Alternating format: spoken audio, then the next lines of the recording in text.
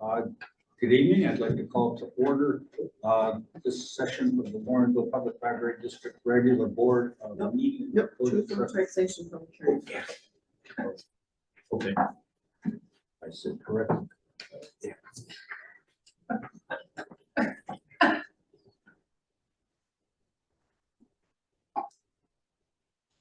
And you're all weak. Tip your waitress.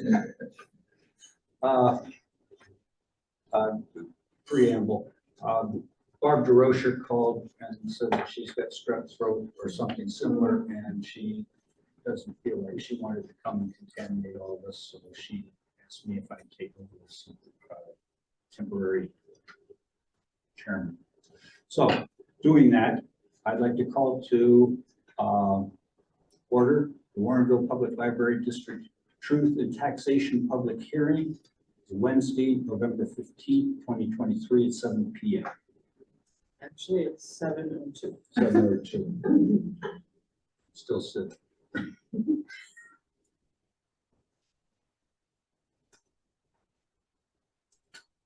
A roll call. Trustee DeRocher is ill. Trustee Lazan. Here. Trustee Pickett is missing. Trustee Richardson also missing. Trustee Schmidt. Here. Trustee Stoll. Here. And Trustee Warren is here too. Do we have any remote attendance that is being requested or available? It's okay.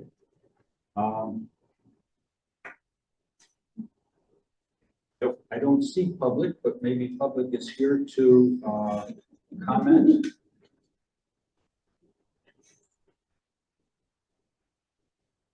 Any trustee or staff comments on the proposed property tax increase?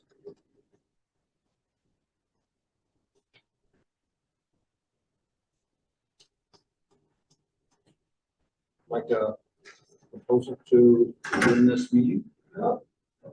Trustee Richardson. At 7:05.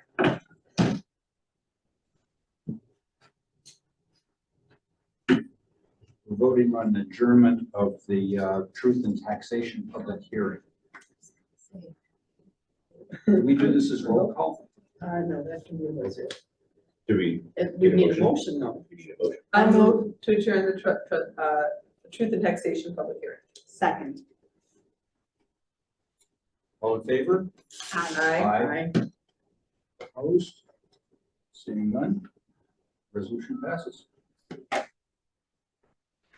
We'll stop that and start the next one then.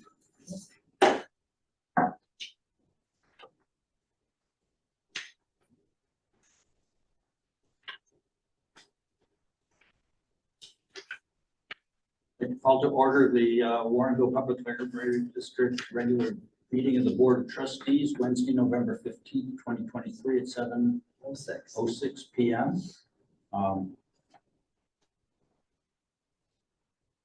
Roll call for Trustee DeRocher, who's ill. Trustee Lazan. Here. Trustee Schmidt. Here. Trustee Richardson. Here. Trustee Stoll. Here.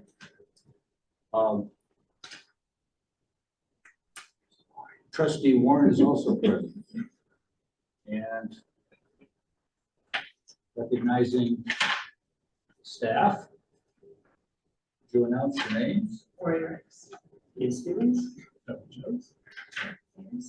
Paul Doverston. Jackie Davis. And our guest. Jim Savio, Welcome. that's Sikich. Thank you. Take it, we can remove item number 19 off the agenda. Correct.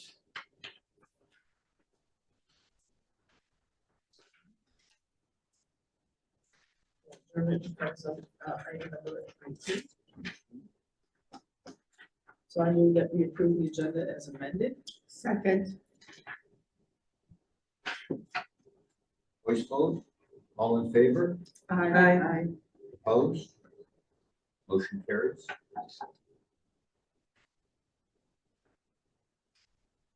Next in line is presentation of the fiscal 2023 audit by Mr. Savio of Sickage. And would you care to take the floor? Yeah, absolutely. Thanks everyone for having me here tonight. I do appreciate it. I'm filling in for our the partner on the engagement, Martha Trotter, who is on maternity leave right now. So I would just want to, on her behalf, thank all of you guys for your assistance throughout the audit process. Sounds like everything went well. So I thank you for your professionalism during the audit. What I'll do is, I think you have both reports that we issued, hard copies in front of you. So what I'll do is just go through some of the highlights of the annual financial report. So that's the bigger report. And I'll also talk about the board communication report after that. So I'll go through the table of contents in the annual financial report. By government standards, this isn't a huge report, but there's still a lot of information here. So just want to go through, give you a high level of just what's in the report. So you'll see the introductory section, there's management discussion and analysis. I'll talk about that in a minute, touch on that. And after that is the independent auditors report. That's on pages 1 through 4. I'll also talk about that in a minute. That's the report that we issue, we're responsible for. Management is responsible for the rest of the report. After our report then is the basic financial statements. So this is what we give an opinion on, is the basic financial statements. So they're listed out here. The government-wide financial statements is a statement of net position, which is your balance sheet, and then a statement of activities, that's your income statement. These are the consolidated financial statements of the library, presented as governmental activities. You don't have any business type activities like some other governments would have. So everything is in governmental activities. It's shown on what we call the economic resources measurement focus in the modified cash basis of accounting. So it does include, because it's economic resources, it includes capital assets and any related debt to the capital assets. But otherwise, it's basically current financial resources that we're showing. So that's what's presented on 5 and 6. Fund financial statements, the governmental funds start on page 7. So these are a little bit different. They're what we call the current financial resources measurement focus. So they don't include the capital assets or the long-term debt related to those capital assets. So it has more of a short-term focus. It's kind of like how you budget. That's a little bit different of a presentation. And then there's a reconciliation on pages 8 and 10 that show you how you get from that short-term focus to the long-term focus. So those are the basic financial statements. Also included are the notes to the financial statements on pages 11 through 28. So that's a lot of great additional information that supports the basic financial statements. And should be read in conjunction with them. I promise I won't go through the most of the financial statements tonight. So, after that, then on the next page of the table of contents, the combining of individual fund financial statements and schedules. So these have a lot more detailed schedules, and their appropriation in actual statements or budget versus actual statements. So and that's for your major governmental funds as well as your non-major governmental funds. You've got 2 non-major governmental funds listed out on page 36 and 37. And then finally, the supplementary information is a schedule of property tax, assessed valuation rates, extensions, and collections. So that's what's in the report. First thing I'll point out, a couple pages into the report is management discussion and analysis. I always tell everybody this is a great overview of the library's financial position and changes in financial position. It'll also highlight any significant changes that might have occurred during the year. It has some 2-year comparative data that you can't find elsewhere in the report. So I always tell everyone, if you want to read one thing, read the MD&A. So it's a good overview of the library's financial statements and financial position. Right after the MD&A, then is our report. I'll talk about this a little bit. As soon as I scroll down to it. So this starts on page 1. And Martha may have told you last year, we did adopt some new auditing standards in the prior year. And it did change the content, a little bit of the format of this report. You may remember that the opinion paragraphs are now the very first section on page 1. So that second paragraph basically states that in our opinion, the financial statements are presented fairly in all material respects in accordance with the modified cash basis of accounting. So that's what we consider an unmodified opinion, unmodified cash basis. So that's the highest level of assurance that we can provide to the library. One other thing I'll point out then on the independent auditor's report is page 3, the other matters section. So that very first section just explains that you guys do present your financial statements on a modified cash basis, which is an accounting principle, a basis of accounting other than accounting principles generally accepted in the United States of America. And then our opinion is not modified with respect to this matter. So, and then the supplementary and other information sections, like I said, we give an opinion on basic financial statements. The supplementary information is that combining individual fund financial statements and schedules that I talked about. And we give what we call an in relation to opinion on these schedules. So in relation to the basic financial statements, they aren't materially misstated. And then the other information is the MD&A and the supplementary information that's listed out. We don't give an opinion on this information. However, we do read that information, make sure it's not materially inconsistent with the basic financial statements or not otherwise materially misstated. If it were so, we'd ask you to correct it, or if that wasn't the case, we would communicate that to you. So nothing was materially misstated in the other information. So that's what's in our report. I'll just touch on the general fund. I'll start with the balance sheet on page 7. So these are the governmental fund financial statements. These are the ones that have that short-term focus. They don't have the capital assets or long-term debt. And just talk about the general fund, which is your very first column there. So that's considered a major fund along with the special reserve fund. But the general fund, you'll see there at the end of the year, there were cash and investments of a little over $2 million. And then the fund balance unassigned down at the bottom was $875,975. Prior year balance was about $820,000, so a little bit of an increase in the current year. That's about 42% of current year expenditures, or about a 5-month reserve. So that's in accordance with your fund balance policy, which is on page 15. And then the page 8 is the, actually page 9 is the statement of revenues collected, expenditures paid, and changes in fund balance for governmental funds. So this is your income statement for your general fund. So you can see you had revenues collected in total of about $2,149,000, which is pretty consistent with last year's balance of about $2.1 million. You had expenditures this year of $2,092,810, a little bit above prior year expenditures of $1.9 million. And then you came down to a net change in fund balance, your net income of about $56,000. Now last year you had net change in fund balance of a negative $56,000, but that was after a transfer out to the special reserve fund.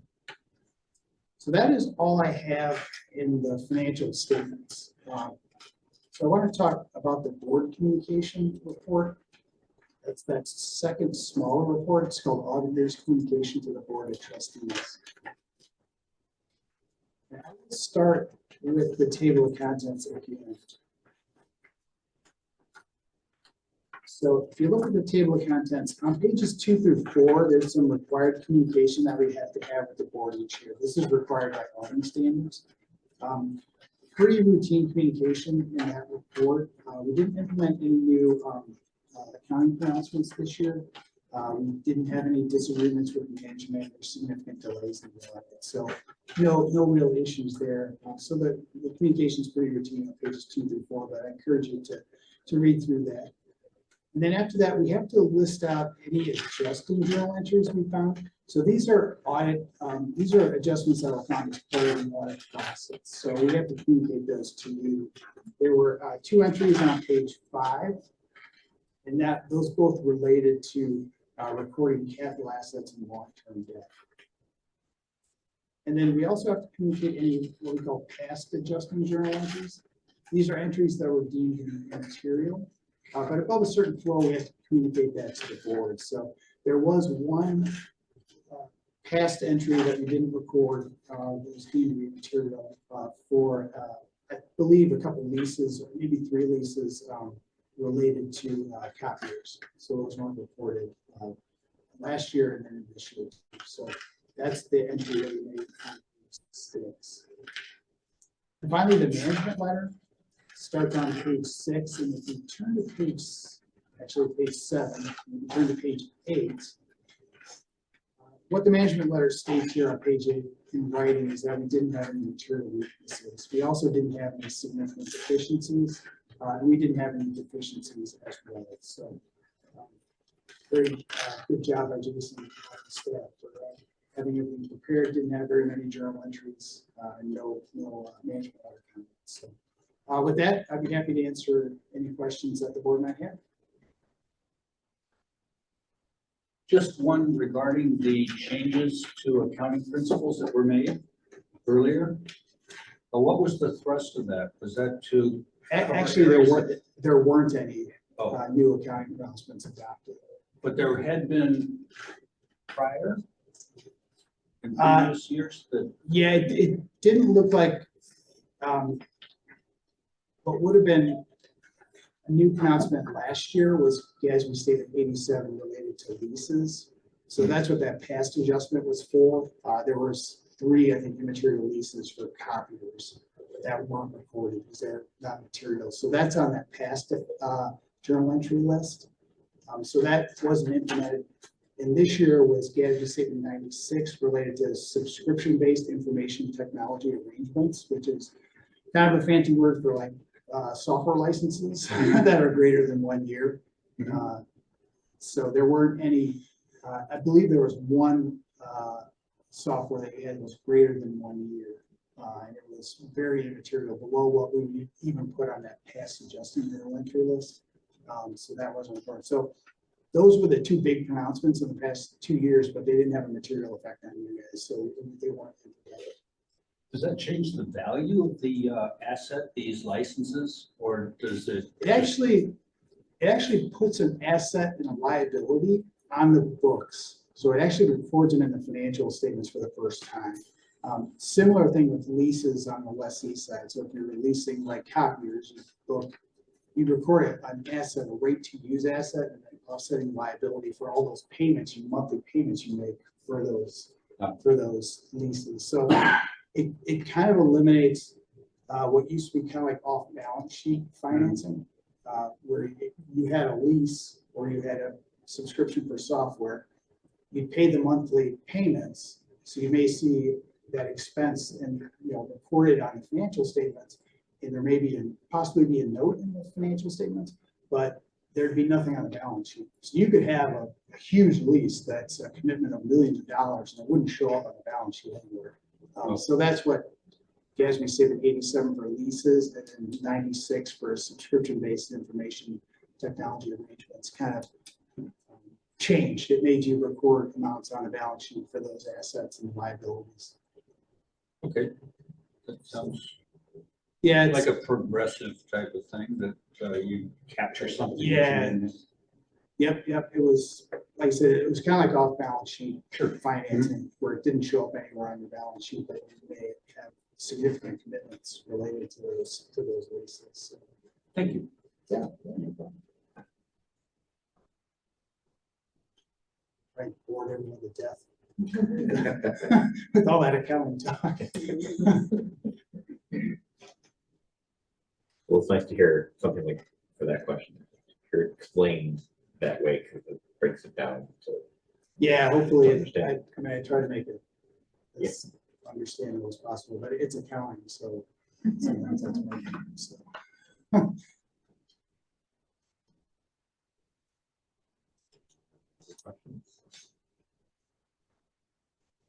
Very nice.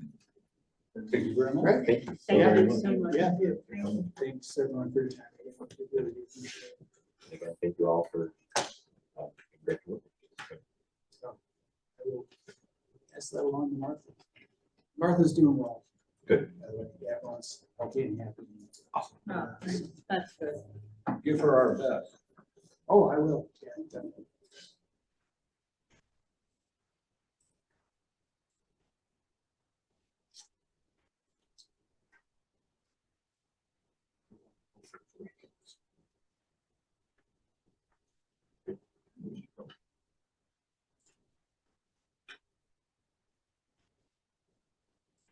no public. Does anyone else have any comments or?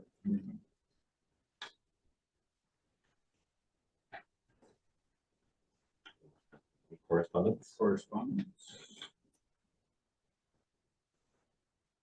Then if I can ask the secretary to read the consent agenda, please, for the evening. Certainly. Item number A, approve minutes of the October 2023 regular board meeting. B, receive and file financial report for October 2023. C, certify compliance with Truth in Taxation Act. Item D, adopt ordinance number 23-24-04, levy ordinance for fiscal year 2023, 2024, and certificate of authenticity. Thank you. I have a motion to approve this agenda. I make a motion that we approve the consent agenda as read. Second, Okay, so motion How do was you get made by trustee. Jill. oh, Jill, okay. Some seconds. And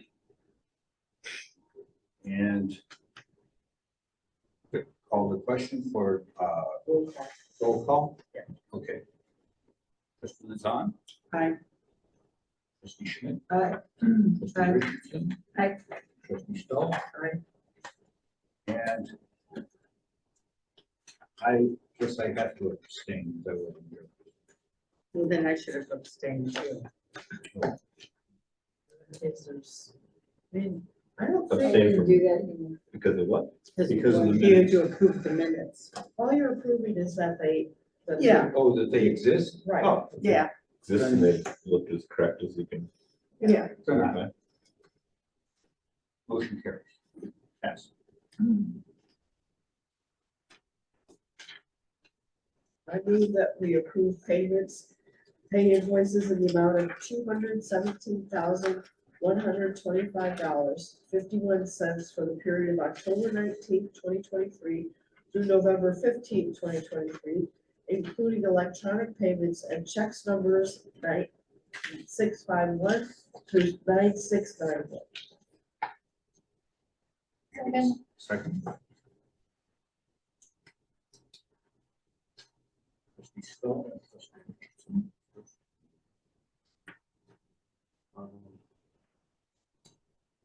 Roll call. Yes. Trustee Lizon? Aye. Aye. Stoll? Aye. And Warren votes aye also. Carried.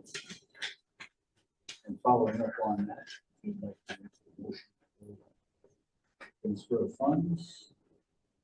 I move we transfer $275,000 from commercial checking account to operating checking. I second. Trustee Lizon? Aye. Trustee Schmidt? Aye. Trustee Richardson? Aye. Trustee Stoll? Aye. And trustee Warren votes aye too. Carried.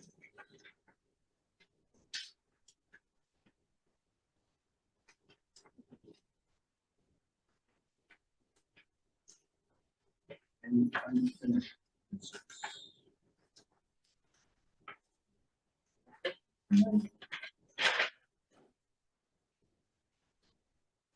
Next time, we probably will.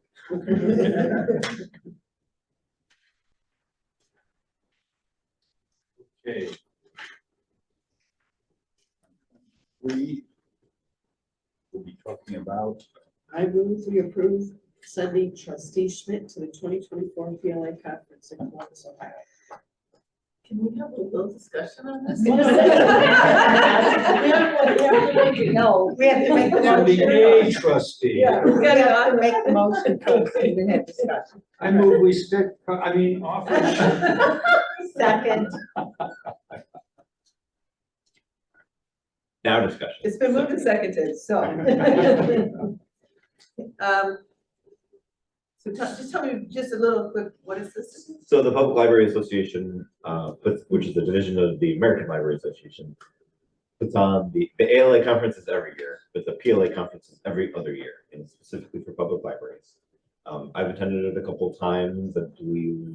Everybody else on the board here has attended it at least once. Yeah, twice. Once. I have always found it to be better than the ALA conference, better than the ILA conference, which is the Illinois Association.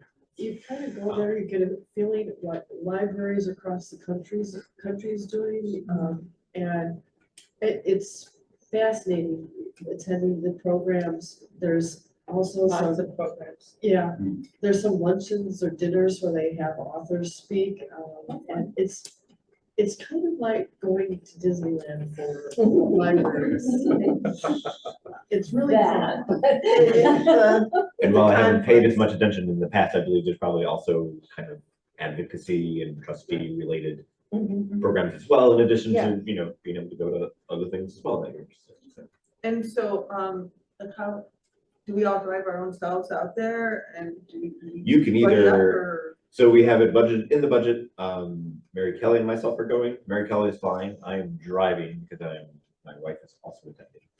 So we're just gonna How drive. far is it? It is about 6 hours. So it's in Columbus, Ohio. So you can fly or drive. Library will reimburse you for either way. Pay for the conference cost. There's a stipend for being shape food.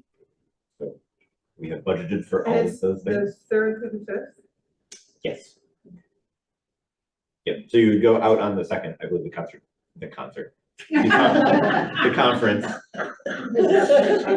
starts the morning of the 3rd. So at the moment it is staying, the hotel will stay in the 2nd, 3rd, and 4th, and then I think the conference usually ends around noon or early afternoon, and then the rest of the day is traveling back home or staying in Columbus if you so choose. Although that would be on your dime.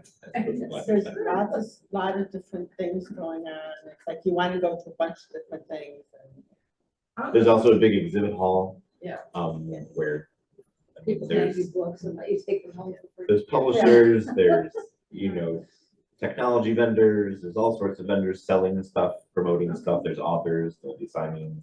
They also have little round tables where people are doing poster sessions and discussing things, and so the exhibit hall is And a I lot could get going on. information on it ahead of time so I could read it and decide like what I want to do on the digest. Yeah, it's all, Sometimes it's all on the the hard website. You want to do 2 or 3 things in one session. Sometimes you start out at one and then duck around to another one and listen. It's amazing. Yeah, one's not what you expect, you just go out to another one. So have a primary and a secondary. Off of what you pick. Or you just- Even the early morning session. And then just give us a little phone out too. Yeah, I do. No, I would want to. So like the one experience that Rick and I had, we went to the one in Philadelphia with the big snowstorm. hit. Hopefully you won't have this I experience. managed to get in there. It was like one of the few flights that made it out that day. Rick, unfortunately, he ended up spending one night in the train station before he could get to Philadelphia, so. Went to Washington, spent the night there with some vagrants and a couple of grandees, and we had a fine time. Did you talk books? Yeah. Okay. Yeah, well, thank you. I appreciate a little bit of thinking. Yeah, no, it's amazing. You'll have a crowd. It's kind of like you come home with all these ideas and just to see how we can stretch the budget to do any of this. Or how other libraries are dealing with different issues and Yeah. different things. Sounds good. Okay. I'm in. So Short straw. we need a motion to. Well, we already did the motion. Motion, Yeah, okay. now we just need the vote. Vote. Yeah. Okay. Call the question. Trustee Luzon. Aye. Trustee Schmidt. Aye. Trustee Richards. Aye. Trustee Stoll. Aye. And trustee Lanfair. So. Adios. Pack extra suitcases if you drive. There's plenty of books to bring home. That's true, yeah, there's, in the exhibit hall, they always have tons and tons of galleys for you to take, so. Can I bring them to the library? You the can, library? but we won't add them to the collection, Why? because they're uncorrected proofs. So, I mean, you can share them with the staff, but the staff will probably already have one. Okay. It's a good collection of Yeah. more options to some of the services. As new authors, series of members. always like to.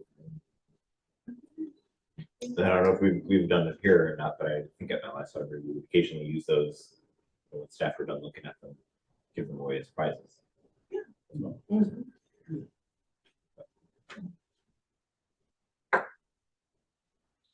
Right. So policy inventory review. So earlier in the year, one of the goals I set for myself that you all approved was to get a inventory of all of our policies and when they were last reviewed.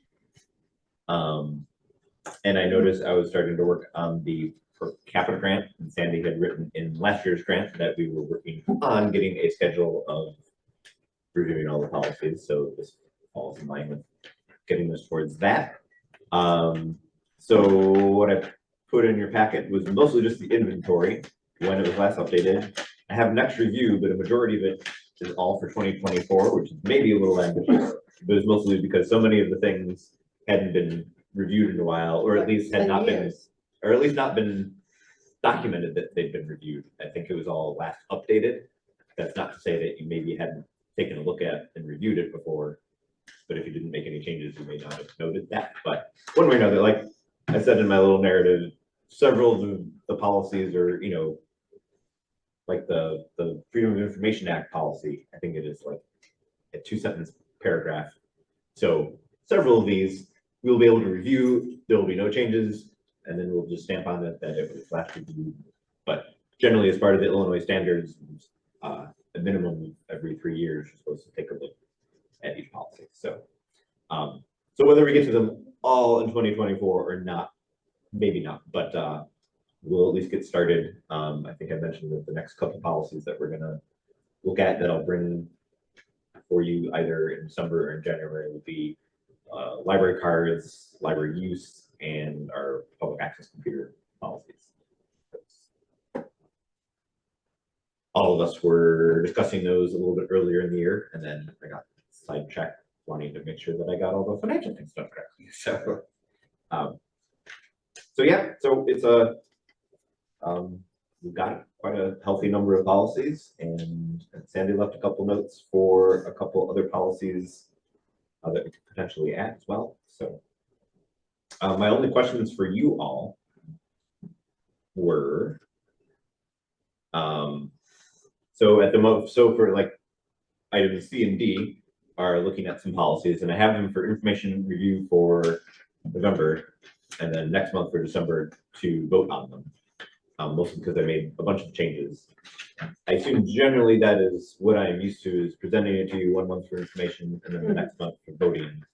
Does that sound like Yeah. the process you'd like? Okay, that's what I figured. Unless it's one of those, you know, 2-sentence policies that you're happy to just look at and approve in one sitting because there's really no changes. So, okay, I will base it off of that schedule, and then I don't believe I'm used to having done this before, so I wasn't sure how often in the past knew we had our lawyers review the policies before getting them approved.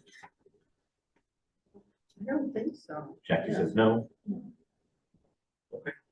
Not unless there was a question of concerns. Maybe some of the more financial ones, maybe Right. like if I just want to make sure we're really okay, but if no one feels strongly about it and I'm feeling confident in it, then I will have us spend the little hours Exactly. for review.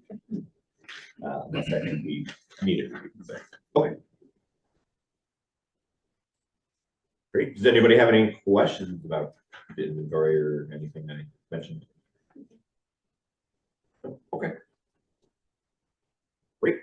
Well, then we'll get started with it with item C. So, so C and D kind of go together. We've got our collection development policy and then a new statement of concern policy.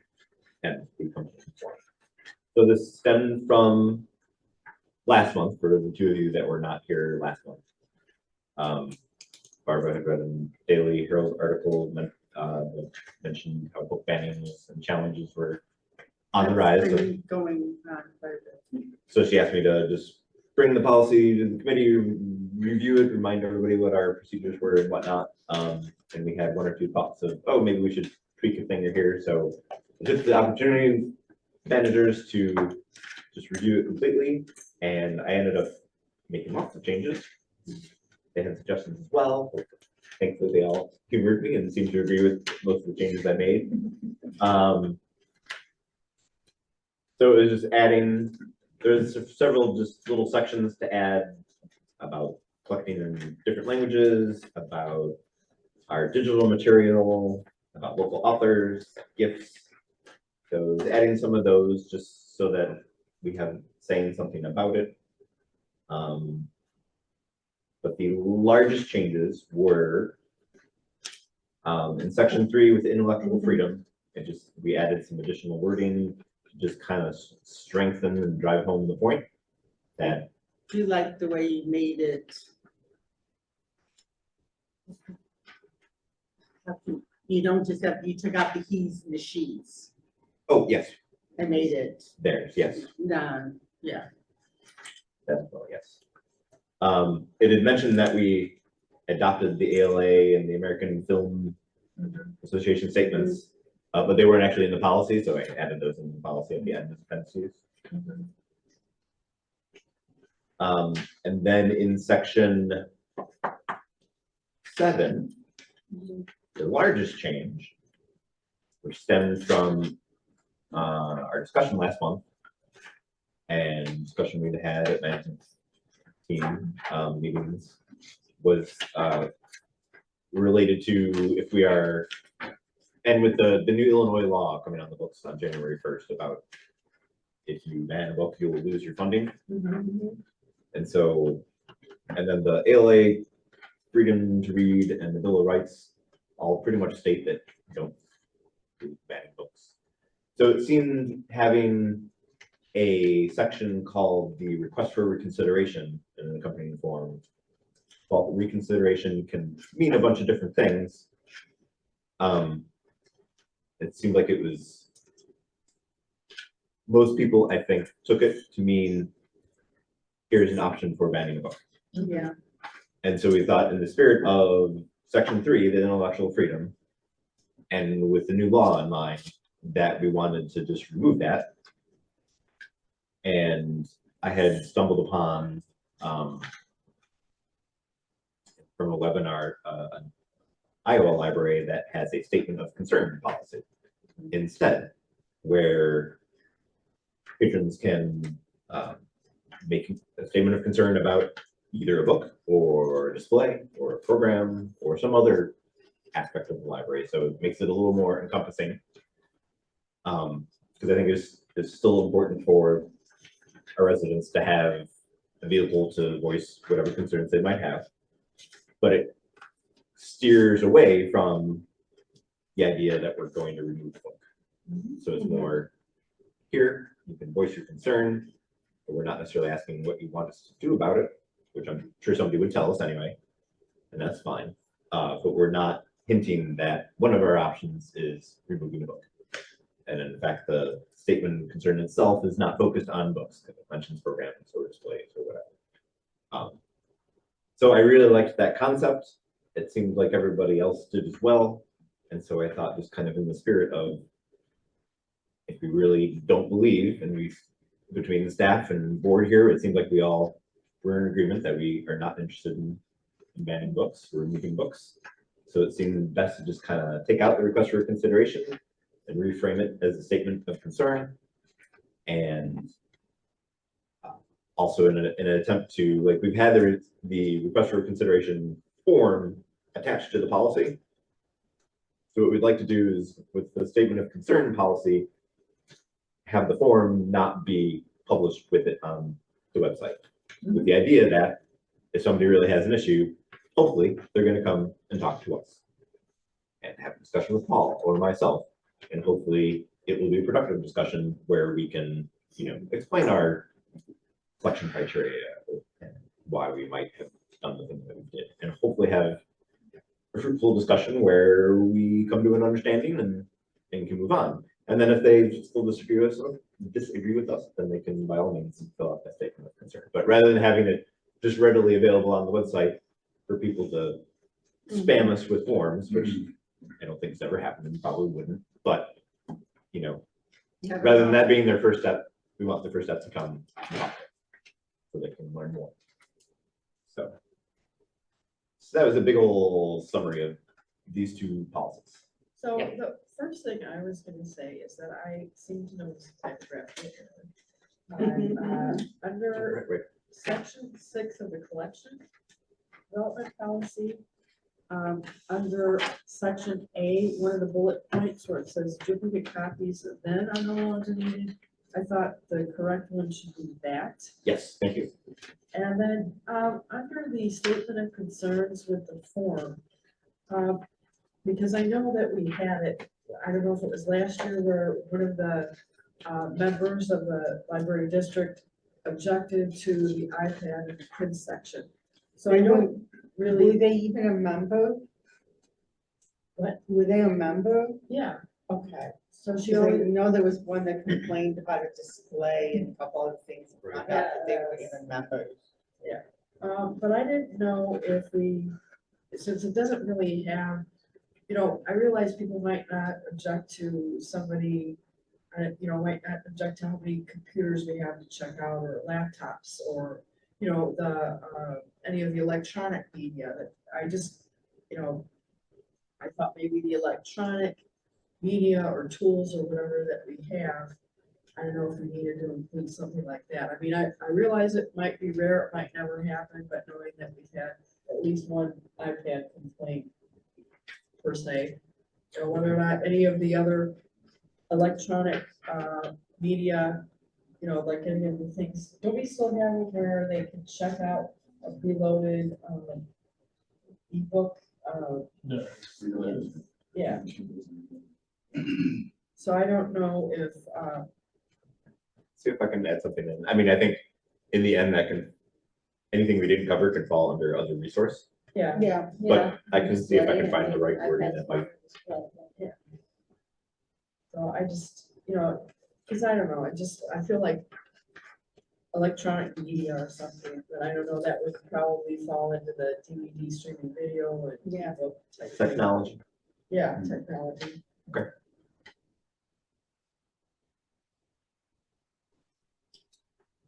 Any other questions, comments? How do you all feel about taking that request for consideration out and retooling it as the statement of concern? I'm glad that it's its own policy, just for the sake of, again, you know, having the discussion about that specific item and not having it under the collection development, like, oh, well, we'll consider not adding it to the collection because we objected to it, type thing. Whereas if it's its own separate policy, then I feel like it's something that we can address type thing, rather than kind of, oh, you'll consider not adding it if we object to it. If I'm making any sense there. This cold is just messed with my mind. Like, make them all take those policy. Yeah, okay.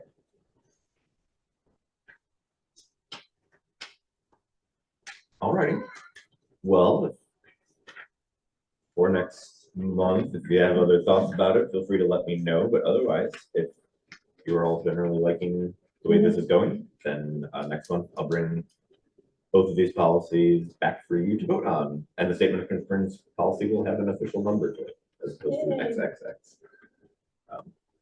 Progress. Well, thank you very much. I think you did good, very good job with this. Well, thank you. Yeah. very good I like job. that it asks specifically, are you a member of our library? Yeah, right. Yes, that was one of the things that got brought up last month, hence, Yeah. which caused us to look at it. We had, like I said, the complaint on the one display there for Pride Month, and the person wasn't even a member of the library. Right. And so there's been a few of them like that, where it's not even members. Well, that's what they've had issues with, I know years ago, where they would bring somebody in that was controversial and then have people that weren't even members of the library be the ones protesting, which I'm like, So yeah, at various points, it feels like I may have repeated it multiple times, but I really wanted to drive home the point that we're focused on our residents of our district and not anybody else. So, okay, well, great. I will make a few tweaks. We'll review it last time and we'll bring it next month for a vote. So, thank you.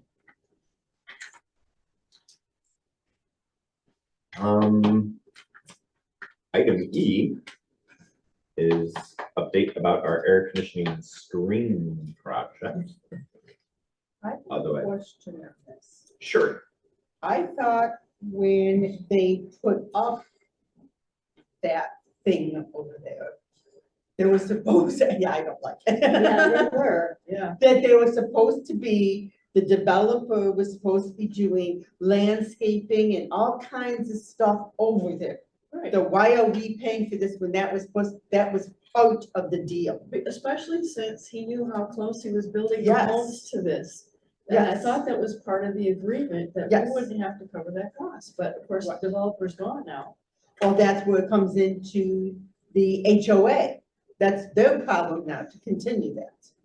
They have a problem with it, Is it's there their an HOA? problem. Yes, because I wanted to do that because the flooding that we're gonna get from downstairs,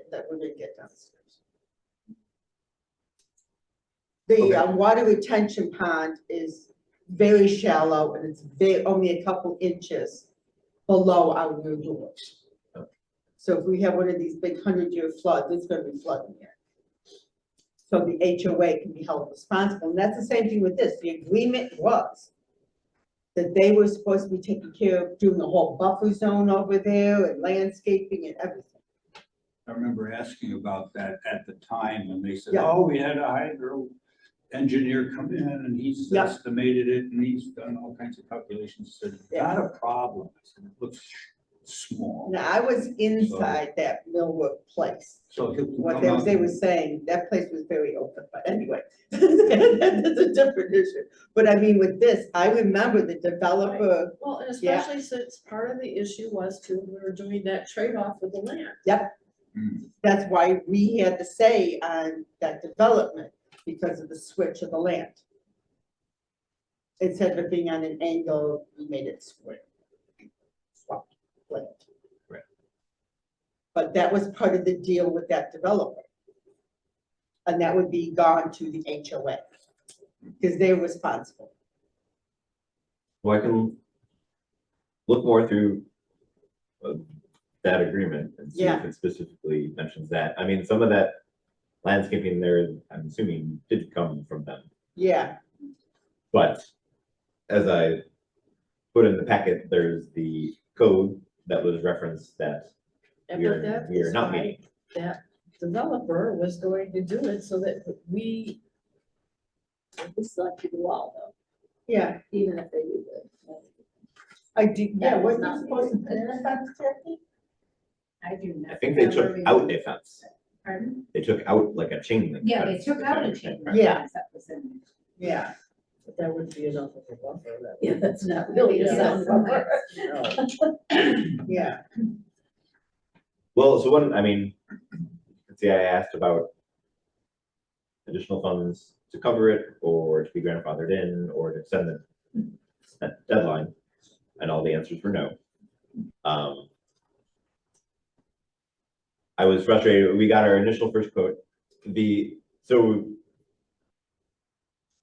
I think the immediate issue is that we are not in code with having the solid screen wall surrounding our HVAC, in-ground HVAC. So I think that is being brought up as a result of the noise complaint. But I asked the code person, well, after getting a quote for sound absorbent panels wall, which was incredibly expensive and discouraging, I went back and asked the code guy whether we had to have sound absorbent material, and he said no, just do regular fencing. So tomorrow we have just a regular fencing company coming to give us a couple quotes, and I believe next week we have a different company coming to give us a couple more quotes.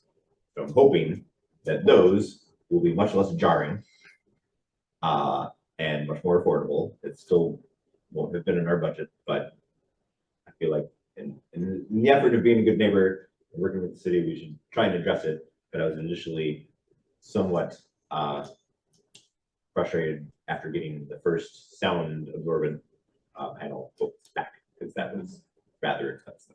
Some of it just seems frustrating when you can say we were here first. They're the ones that built up next to On us. top of us. Right.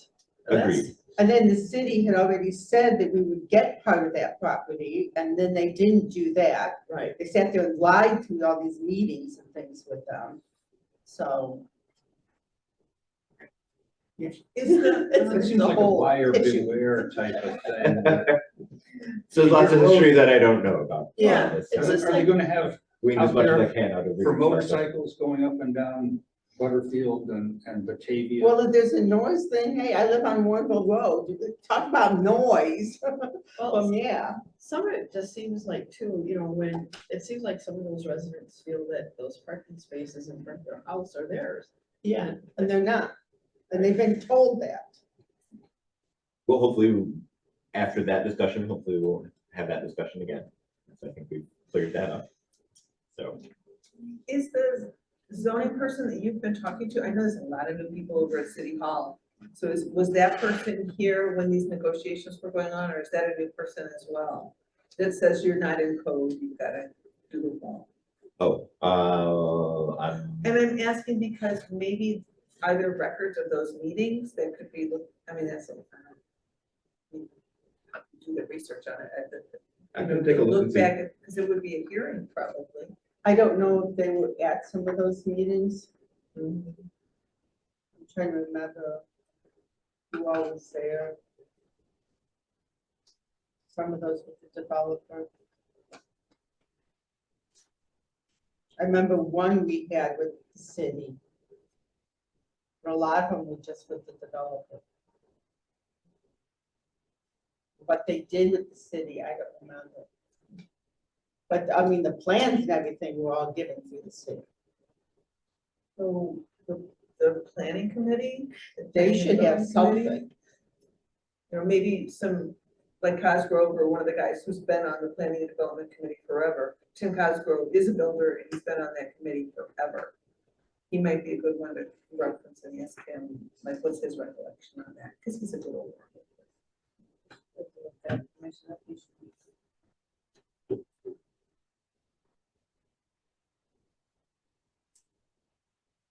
okay, I can I can help. try to look a little more into that. I mean, I felt more confrontational after the first quote, but if we can get cheaper, affordable quotes, then while subjectively, I still feel like we should be grandfathered in or it should have been paid for. Objectively, I feel like we should try and get it taken care of. Right. So, But I mean, yeah, we were here before them. You want to live in a house on top of a public building, then you should be, you know, dealing with the consequences of that. Well, So, no different than the people, when you look at all the townhomes, they're building apartments right on top of where the train stations are. Yeah, I know. My daughter's in Brooklyn. so what, you gonna complain about the train making noise? We're the ones by O'Hare Airport. They Yeah. Not fly as many planes in. Yeah, really. Well, they try complaining. Oh, well, I know they have. That didn't work too well on the Blues Brothers either. But if we do the fence, even if, and they find out in the records that they had an agreement to do landscaping, then, You can go back to them. right, we can go back and argue about that, and that's not something we're doing now anyway, nobody's doing landscaping now. That's not gonna get done until spring. Right. I don't even think. but they- landscaping doesn't address the code. Right, no, but it says that you have to do it outside the fence, so that Sure, it looks good. And then can they Landscaping even will put the probably be fence the- up now? what was that? Can they even do a fence now? No, so the idea is that we'll get some quotes, get a plan from whoever it is we choose to use, Mm-hmm. and then run that by the city for approval to make sure that it is going to put us in compliance. And then we can Well, look that's into, And then once we have that plan in place, then I presume then we can add on whatever landscape. yeah, and then we can go look into what was the deal with the developer. and then proceed that route.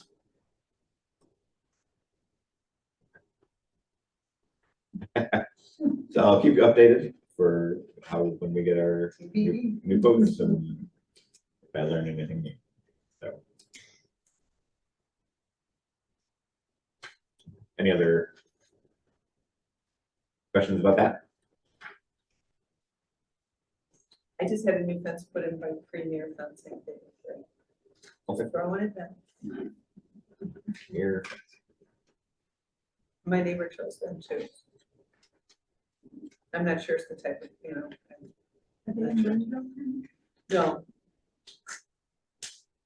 No. But they work in it though. Where are they from? I would say Woodland. I mean, they work all over. Okay. Do we have a bidding process that we have? Yes. Well, so if it's under 25,000, then we don't need to. If it's 25,000 or more, then we do need to. So I'm hoping that regular Yeah. fencing is going to come in under that. I would hope. The soundproofing fencing is way over. So we would definitely need to go to bids for that if that was the route we choose. But I'm hoping if it really does satisfy it, then we're just going to go with regular fencing. Hopefully that will be under the bid amount.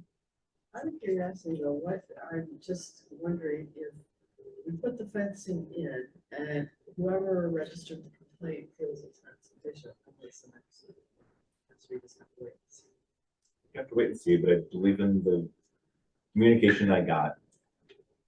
I think bringing us up to code and showing that we made an effort would be sufficient.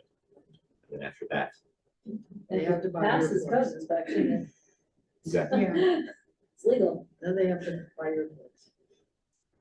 From what I felt initially, the city was interested in working with us, not, doing inspections and permits for free, working with us to get it done, to resolve the complaint. And so, if I don't know if I ruffled feathers because I got after that first quote, like I said, I got a little upset seeing the price, but I feel like they want to work with us to try and get it resolved for all of our things. Well, see, that's the only thing is that if we said, look, we are not able to cover it in this fiscal year, why, waiting an extra couple of months? I mean, is it Well, because come July, when it's hot? the issue will be coming up again, and it won't be seen as though we have taken steps to address it. So, I see. That'll be summer bids. They're Exactly. private. even in Chicago, when summer can start getting hot in May, Yeah. July is too late. So I understand it from that standpoint. From our standpoint, I agree, it'd be nice if we could actually budget for it, but we have our special reserve fund that'll just come out of. We have appropriated enough money so that we can spend it. So not the ideal way to have gone about it, but It's nice to start with a carrot.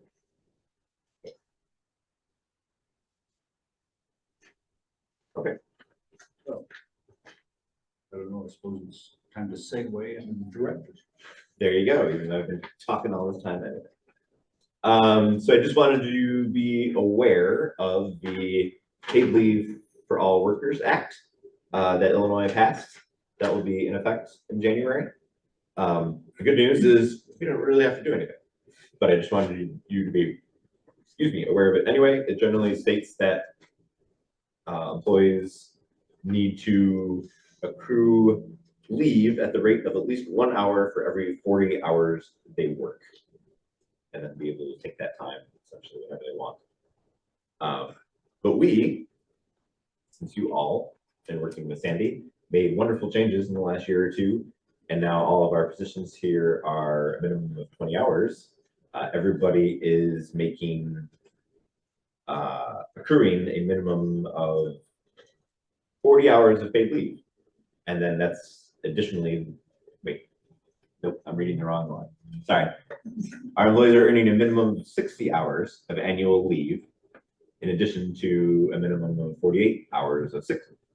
So those are the 20-hour positions, and then it increases with increased positions. So we are well above the minimum requirements for this new act. So there's really nothing for us to do. I think the only sticking point that lots of people are worried about is there hasn't been, well, from this little field guide from HR Source that Ian passed to me this week, which is great. There was a question that says, what if our organization already provides employees with time off? If employees have access to 5 days per year that they can use for any reason, the employer does not need to comply with the act with respect to those employees. So there's really nothing for us to do. The other question was about the notice, giving notice. And HR Source is saying that employers may require up to 7 calendar days notice for employee use. Employees may provide notice verbally or in writing.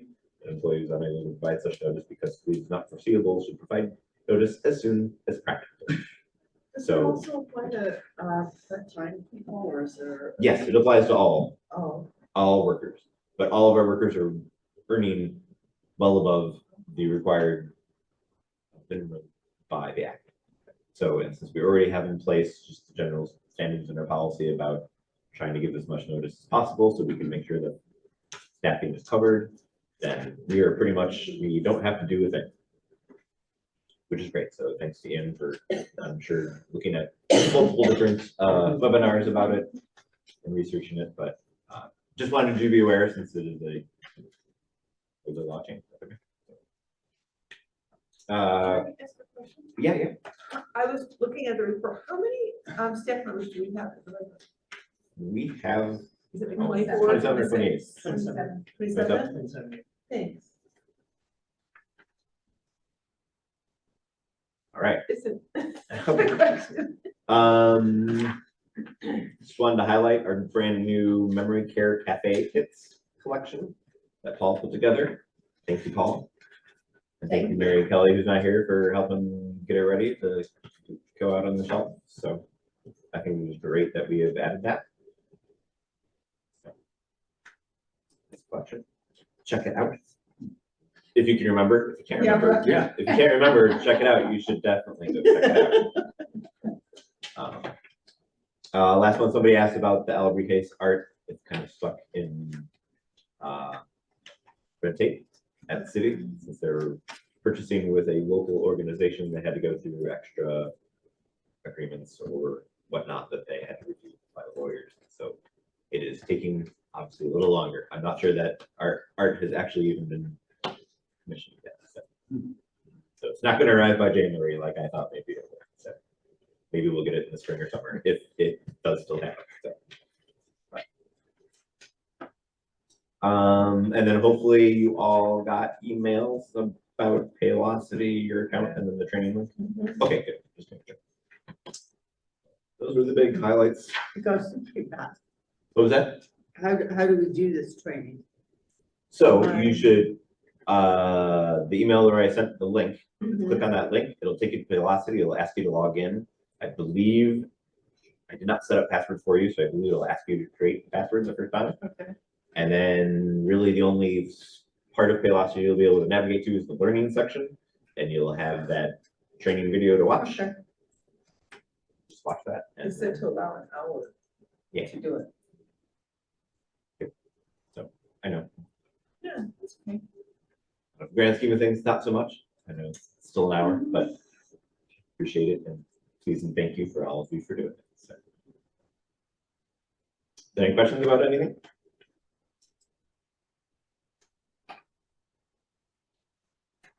Okay. Well, thank you.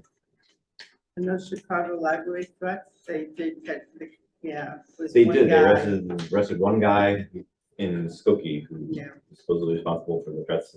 I didn't realize they were responsible threats to schools as well, but Oh, yeah, there's library a is- whole bunch of them. lots of places. So, and it seems as though once they've made that arrest, it seems as though the threats have stopped. So hopefully they have found the right person.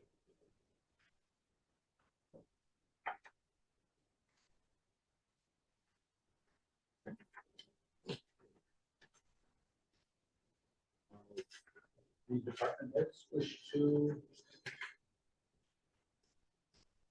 I just wanted to compliment on the awesome display for the trunk or treat. I thought that was wonderful. Awesome job. Yeah, That was A little fantastic. colder than you said. Oh.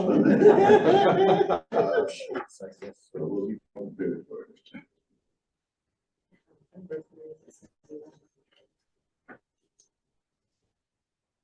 Good, I apologize. I think separate from the packet, you have a separate sheet out in front of you for Yeah. Ian's report because I managed to forget it. I'm sorry, Ian. And then the statistics are there because I apparently forgot to include that in the packet as well. So, November is going great.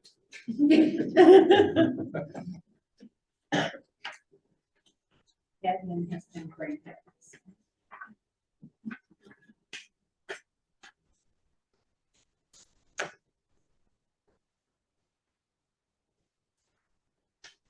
Okay, I think that we've got President's report, reviewing what she has there on page 59, December 13th, second Wednesday, regular board meeting.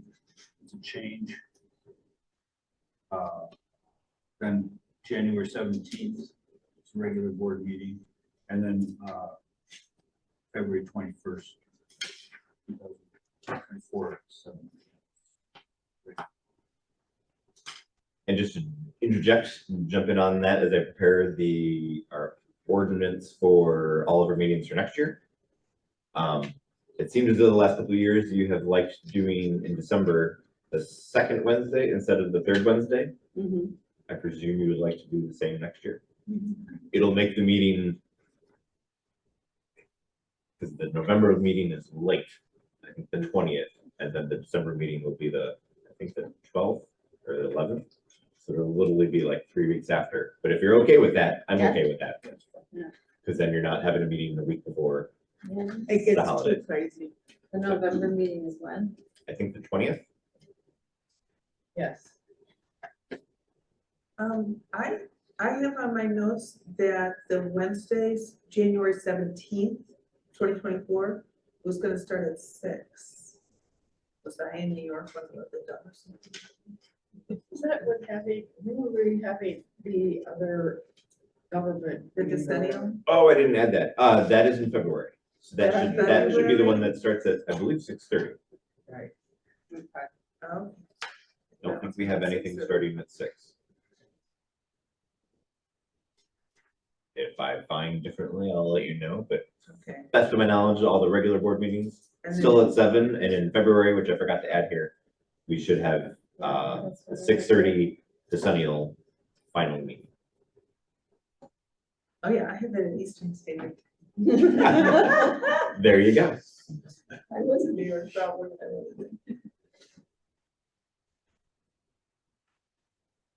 okay. I have another question on the safety. In when it talked about evacuation routes, is there something like at the back of the library that would indicate, like, say, somebody's in the quiet room where the safest evacuation route could be? Because I mean, obviously, this side of the library, we have a lot more access to the outside than, say, that side of the library where they pretty much have to all go to the front in order to, you know, I just didn't know if there was something, you know, like, some places have kind of like York here, you know, that these are the choices for evacuation routes. First of all, there is the escape door, so they're not all in, say, if they were in the quiet room or the Bay Area, they can cut through the computer room. And I think Paul can talk to, like, the staff knows their evacuation routes. So getting people out of the building, we're good on. It's then, where, like, how far do we take them out of the building away from the danger? And that would be determined by the person who is leading our group. Is there smoke? Is there, you know, like some judgment call would be applied, maybe to hold to a certain point, and then we would return to our meetup, or we would keep going to. So you know it's frustrating is, especially with where we are, if you need emergency equipment in here, how much space do they need, or are they gonna be blocking off? You don't wanna be getting in the way. 'Cause I know the one night when I was on my way home, it was Roosevelt Road was blocked off because of a house fire. And, and wait, seeing how much equipment they were bringing to bear on that. You wouldn't think that, how much space this would take up, but. Well, at that point, if they're bringing equipment in, hopefully we are all no longer in the building. Yeah. Like, I was just about to say, I think we will, if an alarm goes off here, we will be able to get this building cleared very quickly. We've done it before all of the big equipment would come in, and I think in any fire response, they'll send a certain number of engines, and then once those engines get here, they're like, oh boy, we need more help. Then more would be called, and we would be at our safety. And I think one thing I like about this building is it's a fairly open floor plan, and we've got a lot of visibility, so I think, especially in the public area, I don't think you're really gonna be like wondering where to go.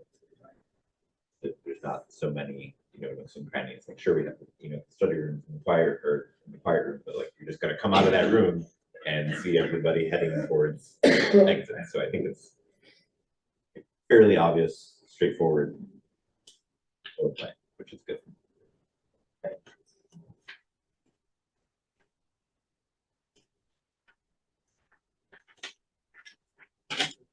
Treasurer's report. Yes. We got, 2 sets of TIF money came in for a total of a little over 49,000, which is pretty nice for TIF money. And then the developer donation, it's higher than what we got last year. Which is good. Oh, very positive. Yes. Since we got a debt payment this month. Right away. Kind of nice to see that.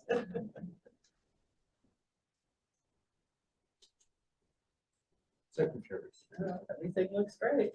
And committee report. I don't think we had any committees meet. Question comments?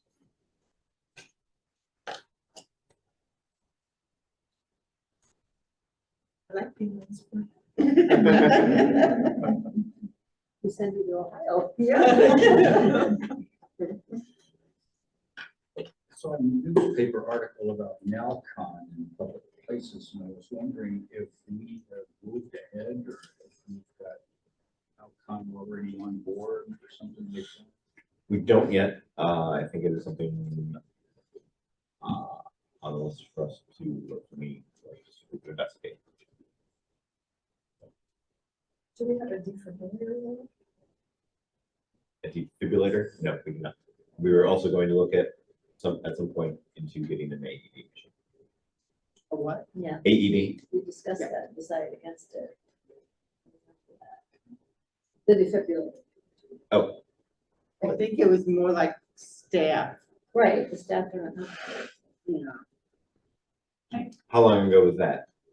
Not long ago. No, I think we had done a very, very short survey of what a few of the staff members thought about finding eight. But then I thought the discussion went into, under the right circumstances, with the right training, we thought that it would come up with that, like the staff, knowing more would be more interested in it.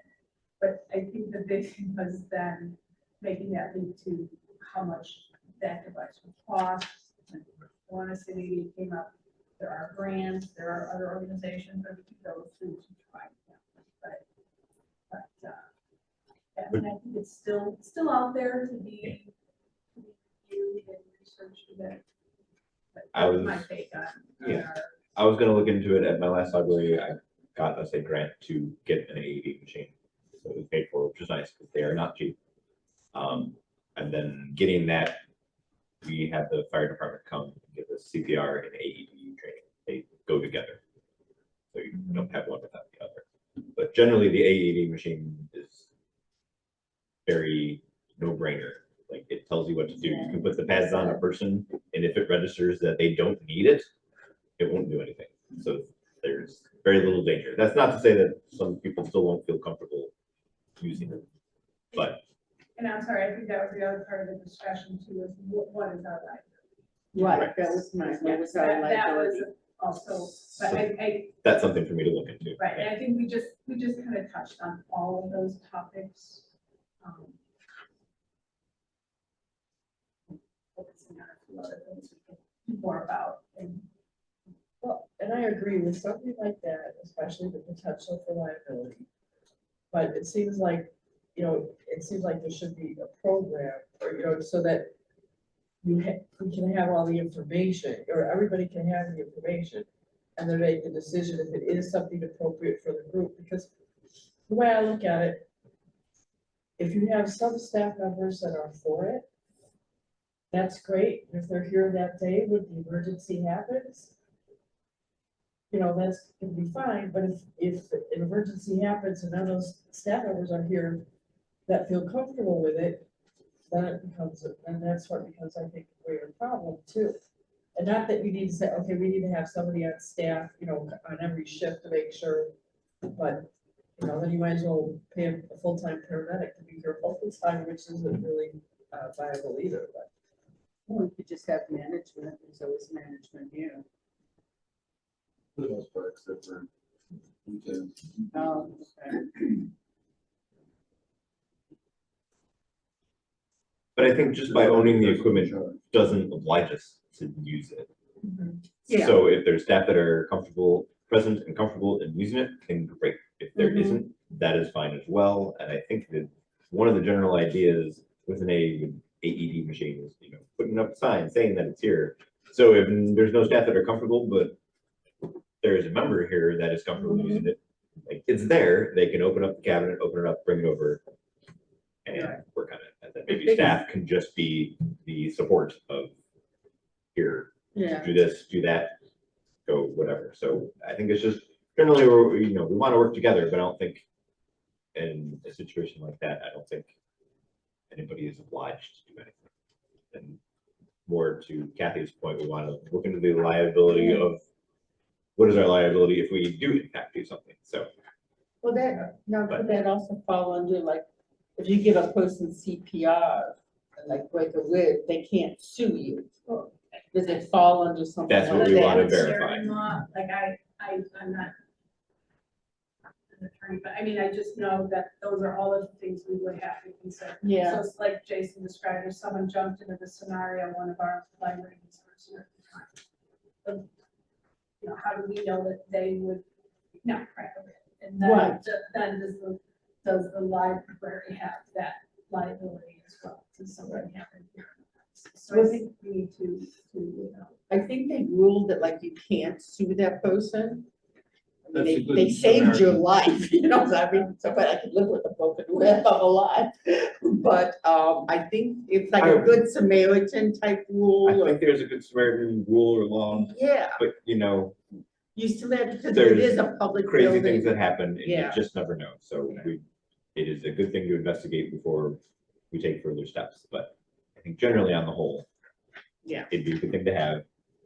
And I don't think, off of my top of my head, I don't think there'd be much additional liability, especially with the AED machine. Like I said, it is designed to be Mhm. operated stupidly. Like it will literally, like if it doesn't think the person needs anything from the machine, it will refuse to do anything. You can't force it to do it. Right, Like once you apply it, the machine gives you the The prompts machine and takes it does the over. thing, it takes over. So anyway, when we get to that point, hopefully we'll learn more. I've taken that training, and both the first aid training, advanced first aid, AED, and it all comes out. And it takes a morning, couple hours. It's not complicated. CPR is not complicated either, and they've released or relaxed the standards from what it had been so that a young teenager can do this. And there's, they tell you if you do it right, you're gonna crack ribs, but it happens. And some people are more fragile than others. And some people are larger than others and some people are smaller, and it winds up that you can't just, but you're trying.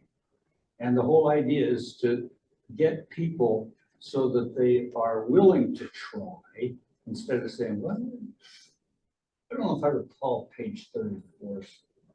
But other than that, then it's pretty straightforward. And the AED device is placed someplace, and there's signs to it, and anybody can operate this thing. It's got to be at level where you might want to have somebody that's not 10 reaching for it, but 10-year-olds are taller these days. But but it's up there, so it's not going to get knocked off the wall. And you go on and it opens it up and it lays it out. It's color coded, and it has patches for younger kids, and it's got for everybody else. You can hardly make a mistake. I'd support, and especially if it's free, or at least it reduced the cost. And I can't believe it wouldn't. Other grants from the state for it?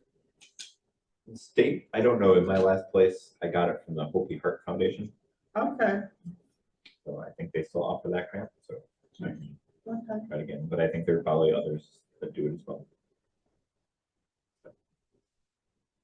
Any further trustee comments? Items for information and or discussion. I think we've covered all that. Yeah. Then, I Ms. move we Schmidt, would adjourn the you- meeting for tonight. I second. voice vote. Aye.